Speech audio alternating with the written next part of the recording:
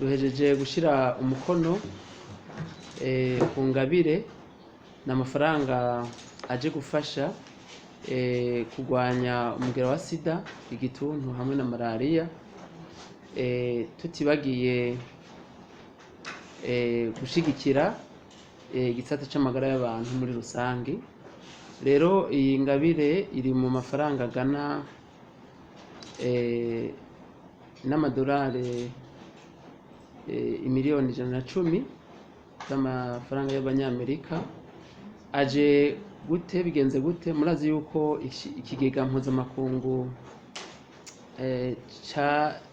cashinzwe kugira kirwanye ingwara z'igituntu, malaria na sida, Fond Mondial ku rwego rw'isi, uko imyaka 3 iheze kirashikiriza ibihugu na cane cane birimwo izo ngwara kugira ngo bishobore kwandika imigambi itomoye, bigaheza bigashikiriza ico kigega. N'u Burundi rero ntitwatanzwe ukwezi kwa gatatu kuno mwaka, ko twari dusanzwe dufise projet iriko ishigwa mu ngiro na PNID y'imyaka 3, 2018, 19 na 20, yatezwe guhera uno mwaka. Rero muno mwaka nyene mu kiranje twaranditse imigambi 3 twashikirije ikigega mpuzamakungu Fond Mondial kugira ngo tubandanye turwanya ingwara y'igituntu, malaria na sida,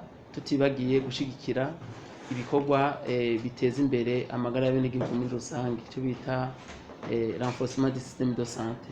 Rero turashima ko imigambi twatanze bayemeye, kubera yuko PNID ari isanzwe iri kirashira mu ngiro, ariyo ikora gestion y'umugambi wari kurashirwa mu ngiro muri imyaka 3 iheze. N'ubu nyene Fond Mondial yashimye yuko uburyo bwoca muri PNID, niyo gituma mubona twasinaniye n'userukira PNID. Rero murashobora kwibaza muti none ko amahera ari imiliyoni 110 kandi batwemereye 118, izo miliyoni 8 zozo ni gute?